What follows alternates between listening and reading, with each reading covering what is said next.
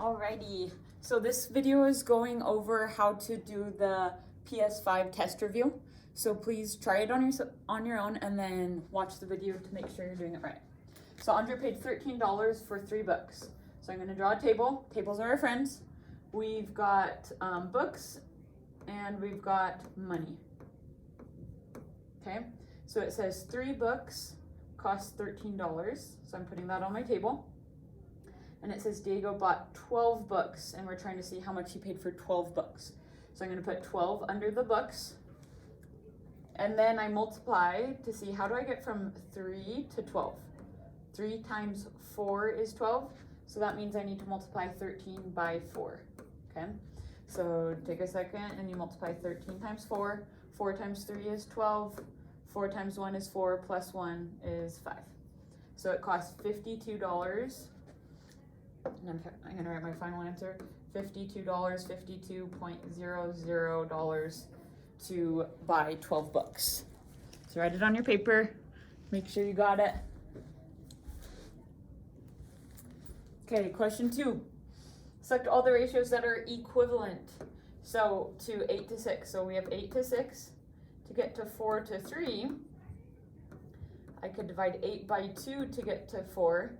And 6 divided by 2 is 3. So since I'm dividing by the same number on both sides, then this is equivalent. 6 to 8, if I just swap 8 to 6 and 6 to 8, it's not equivalent, okay? That's never equivalent, just if you switch the order. Okay, now if I have 8 to 6 and I'm trying to get, 8 to 6 and I'm trying to get to 16 to 12, I know 8 times 2 is 16 and 6 times 2 is 12. So since I multiplied both sides by the same number, then it's equivalent. So C also works.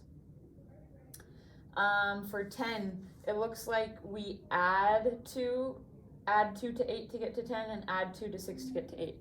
But it's not an additive relationship ratio. So it has to be multiplication or division. So nope, not that one.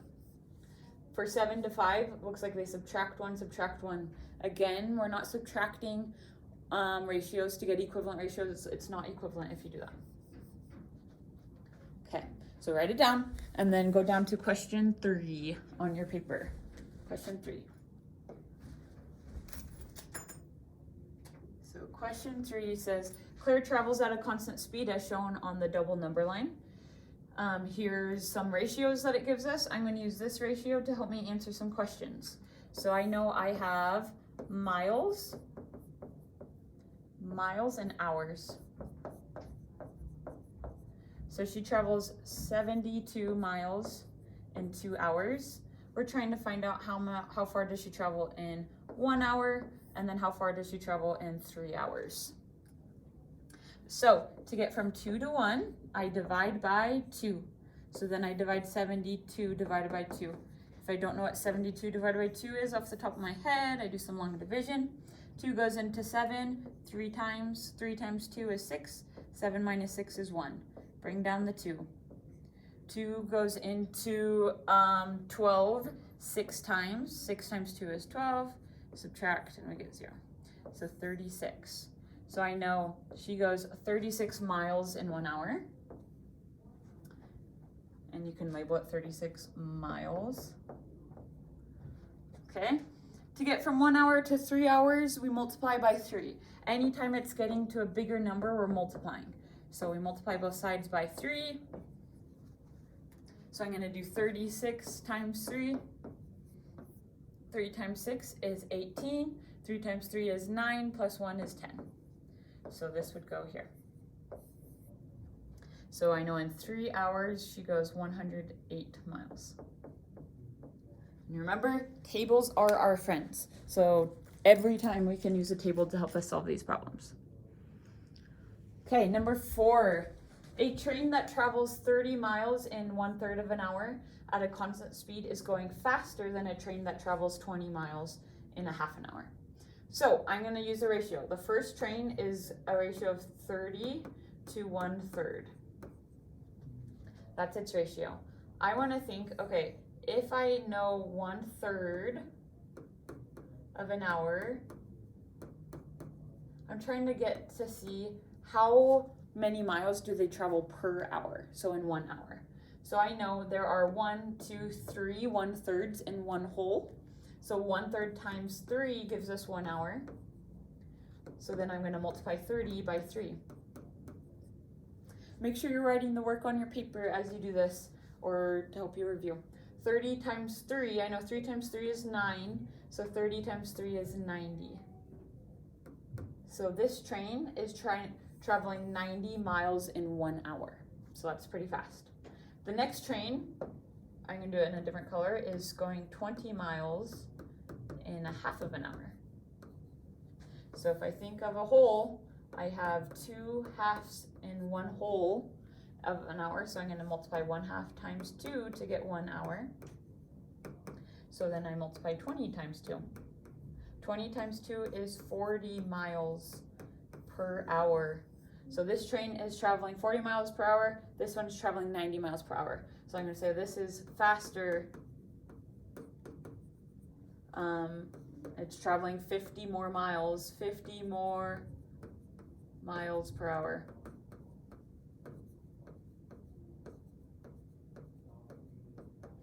That's super speedy fast. So very good. So make sure you write it down. Make sure you understand why and that you could do a problem like this on your own for the test. Okay, clearing it and going down to the next question, if we can.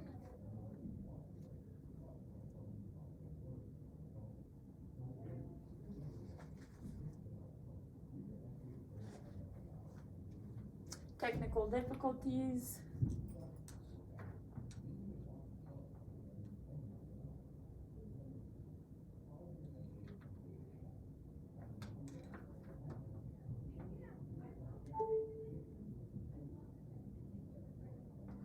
Okay, we are on question 5. The three movie tickets cost $36 at this rate. What is the cost per ticket? So we're gonna do a table. We got tickets and we got money. So we got 3 movie tickets for $36 per ticket. Per means 1. So I'm gonna say for 1 ticket, how much does it cost? So I know 3 divided by 3 is 1. So I'm going to divide the other side by 3 to make it equivalent. 36 divided by 3 is 12. So for 1 ticket, it's going to cost $12.00. Okay, $12 per ticket. Next question, it's a different ratio. 3 ice cream cones cost $8.25. So I'm going to do a table. I'll do a different color for funsies. So we got ice cream. And we got money. So we know 3 ice cream cones cost $8.25. To find out how much 2 ice cream cones cost, first I'm going to find out how much 1 costs, and then I can use that information to find out how much 2 ice cream cones cost. So first I'm going to find the unit rate. So the unit rate is the cost for 1. So I know 3 divided by 3 is 1. So I'm going to divide $8.25 by 3 to find out my unit rate. So $8.25 divided by 3, we're going to do some long division. 3 goes into 8 2 times. So 2 times 3 is 6. 8 minus 6 is 2. I bring up the decimal point. I bring down the 2. 3 goes into 22 7 times. So I put the 7 right above that 2. 7 times 3 is 21. Subtract 2 minus 1. Bring down the 5. This is my last number. 3 goes into 15 5 times, so I put 5 here. 5 times 3 is 15. I subtract and I get 0. So I know it costs $2.75 for 1 ice cream cone. So for 2 ice cream cones, we just multiply that by 2. Because 1 times 2 is 2, so then I multiply $2.75 by 2 to get my answer. I'm using all sorts of spaces, so bear with me. $2.75 times 2. When I multiply with decimals, I count how many numbers are after the decimal point. I have 1, 2 numbers after the decimal point. Then I can erase my decimal and multiply. 2 times 5 is 10. 2 times 7 is 14, plus 1 is 15. 2 times 2 is 4, plus 1 is 5. Okay, then I put my decimal point back. I start on the right and I move it over 1, 2 times, place it. So that means for 2 ice cream cones, it costs $5.50. This is my final answer. I'm gonna circle it and I can write it back up here. $5.50 for 2 ice cream cones once I find the unit rate. Number 6, almost halfway there. A cashier worked an 8-hour day and earned $58. We have a ratio once we have 2 numbers. So we're gonna create a table. And on our table, we have hours and we've got money. We're gonna put in our ratio 8 hours and $58. That is my ratio to help me answer all of the other questions. So the double number line shows the amount she earned for working different numbers of hours. For each question, explain your reasoning. So it says, how much does the cashier earn per hour? Per hour means 1 hour. So I'm gonna put 1 under the hours, and then I'm gonna think, okay, 8 divided by 8 is 1, so then I need to divide 58 by 8. Okay, so 58 divided by 8 is not gonna be a whole number, so we need to do some long division. 58, actually I'm gonna move it up here. 58 divided by 8. 8 goes into 5 0 times. 8 goes into 58 7 times. Okay? So then you'd go through your normal process. So 7 times 8 is 56. So 7 times 8 is 56. I subtract. 8 minus 6 is 2. I have a remainder, so then I need to do a 0.0. I bring my decimal point up. I bring my 0 down. 8 goes into 20 2 times. 2 times 8 is 16. 20 minus 16 is 4. I add another 0, bring it down. 8 goes into 40 5 times. 5 times 8 is 40. I subtract and I have 0 left. So no more remainder. So my answer is $7.25. So I know per hour she makes $7.25. Because I did 58 divided by 8. Now it's asking how much for 3 hours. So I can put on the table to get from 1 hour to 3 hours, I multiply by 3. So I just take my unit rate and I multiply it by 3 because we multiply by the same number. So I'm gonna do 725 times 3. There are 2 numbers after the decimal point. Now I can erase. 3 times 5 is 15. 3 times 2 is 6, plus 1 is 7. 3 times 7 is 21. Okay, then I place my decimal point back. I start on the right. I move it over 1, 2 spots, place my decimal. So for 3 hours, she earns $21.75. So I'm circling my answer so I don't get it mixed up with my work. Make sure you have it written down and that you are understanding. Okay, page 2, here we go. We're cruising. So we're gonna start with the 7 bags. So number 7. This one is a little bit tricky. This is gonna be kind of similar to one of the level 4 questions on our test, but this one's really fun. So we can use a table for this one. We're gonna use a table that has 3 columns. So it says a bag contains 120 marbles. Marbles are those little guys. Some are red and the rest are black. There are 19 red marbles for every black marble. So when it says for every, that means for every 1 black marble.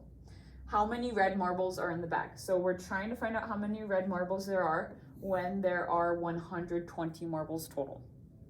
So let's put in our ratio. Our ratio is red and black marbles. And then we have total marbles, because sometimes it just says how many total. Okay, so our ratio is there's 19 red per black, or for every black, so every 1. 19 plus 1 gives me 20 marbles. So if I just have a ratio of 19 to 1, that would be 20 marbles total, because I added. Now I'm trying to see a bag that has 120 marbles. When there's more marbles, how many red are there? This is going to be my answer. So I know 2 times 6 is 12. So that means 20 times 6 is going to be 120. So then I would multiply all the other parts of my ratio by 6. 1 times 6 is 6. Then I'm going to multiply 19 by 6 to see how many red marbles there are. So let's do it. 19 times 6. 6 times 9 is 54. 6 times 1 is 6, plus 5 is 11. So that means there are 114 red guys, and you can circle it in a different color or whatever. There are 114 red marbles if there's 120 total marbles. Okay, question 8. Question 8 says, each of these is a pair of equivalent ratios. For each pair, explain why they are equivalent ratios or draw a representation that shows why they're equivalent.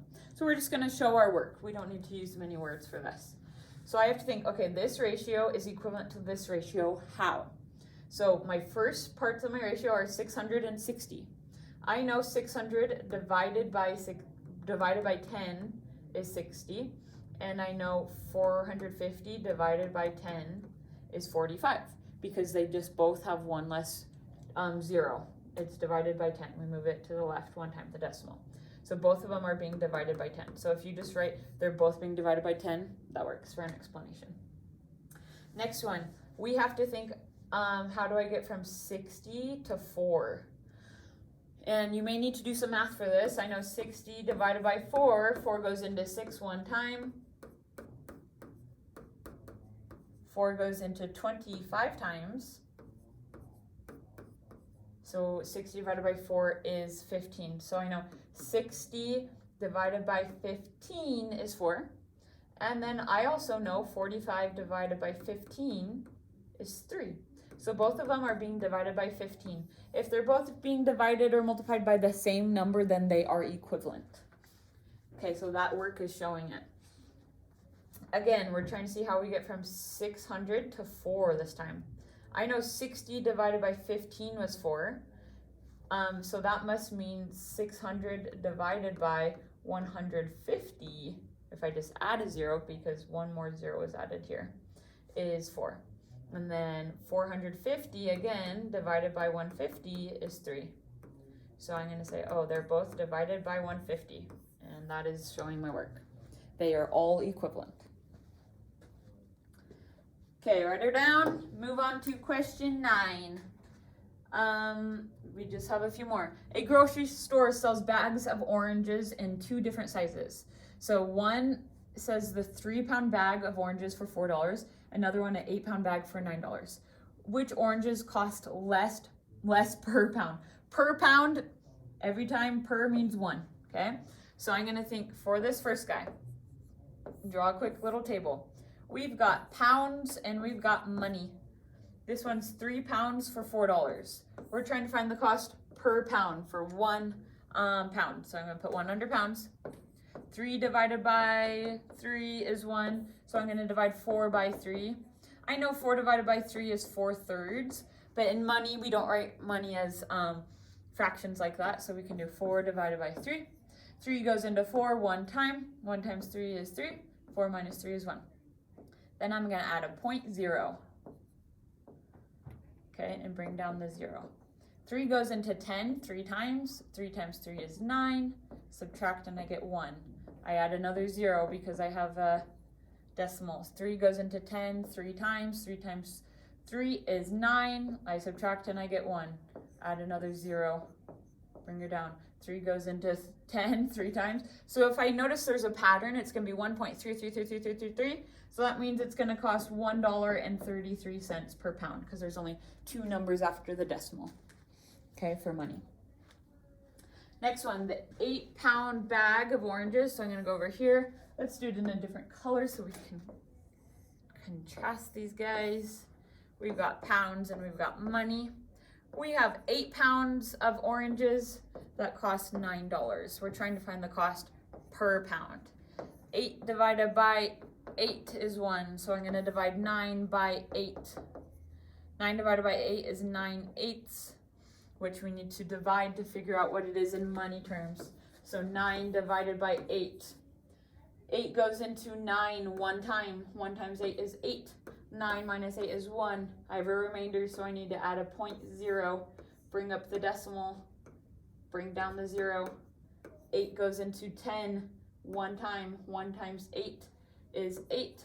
10 minus 8 is 2. Add another 0. Bring her down. 8 goes into 20 2 times. 2 times 8 is 16. Subtract. I could keep going and find out what it is exactly, but right here I see it's $1.12 about for the 8-pound bag. So which one costs less? I'm going to say the 8-pound bag. It's $1.12, about $1.12 per pound, and the other one's $1.33. Okay, question 10. Question 10, lucky number. A sports drink recipe calls for 5/3 tablespoons of powdered drink mix for every 12 ounces of water. So we have 12 ounces of water and 5/3 sports drink. How many batches can you make with 5 tablespoons of drink mix and 36 ounces of water? So I'm going to set up a table. I got my sports drink and I got my agua. Our ratio is 5/3 to 12 ounces. And they're trying to get to see how many batches when there is 5 drink mix and 36. Guess what? We don't even need to deal with the fractions in this one. I'm going to go to the side that's easier, which is this side. I know 12 times 3 is 36, or I could do 36 divided by 12 to figure that out, which is 3. So 12 times 3 is 36, so that must mean 5/3 times 3. The number we are multiplying is the number of batches. So I'm going to say 3 batches. And I showed my work by showing that I multiply both sides by 3. Okay, number 11. Moving on. Lynn rode her bike 2 miles in 8 minutes. So that's why it's on the table, 2 miles in 8 minutes. She rode at a constant speed. Complete the table to show the time it took her to travel different distances. So we're going to try to find out what's here. Our ratio is 2 to 8. How do I get from 2 miles to 1 mile? It's getting smaller, so I'm dividing by 2. I'm going to divide the other side by the same number. Divide by 2. 8 divided by 2 is 4. Okay, now I'm going to use this ratio to help me get to the next one. I know 4 divided by 4 is 1, so I'm going to divide 1 by 4. Guess what? Fractions mean division. So when I'm doing 1 divided by 4, we can just write it as 1/4 and make it easy on ourselves. 1/4, 1/4. So our 2 answers are this and this. 4 and 1/4. Okay, last one. This one's probably the easiest one. Select all the true statements. The ratio of triangles to squares, so it says triangles first, so I'm looking at triangles, to squares second, is 2 to 4. Yep, there's 2, and then there's 4. B, the ratio of squares to smiley faces. So it's saying squares first, so I'm counting the squares. 1, 2, 3, 4. Nope, it's saying 6, so nope, that doesn't work. Next one, the ratio of smiley faces, so it's saying smiley faces first, to triangles is 6 to 4. Yep, there are 6 smiley faces, but there's only 2 triangles, so no. There are 2 squares, 1, 2, for every triangle. Yep, because that's an equivalent ratio. There's 2 to 1 and another 2 to 1, or another 4 to 2, for example. So I'm going to say, yep, D works. There are 2 triangles for every smiley face. 2 triangles for every means for every one smiley face. So nope, that doesn't work because there's lots of smiley faces. There are 3 smiley faces for every triangle. So 3 smiley faces for every triangle. Yep, F works as well. Okay, so study for the test, review this, review this, review this. Thank you for watching.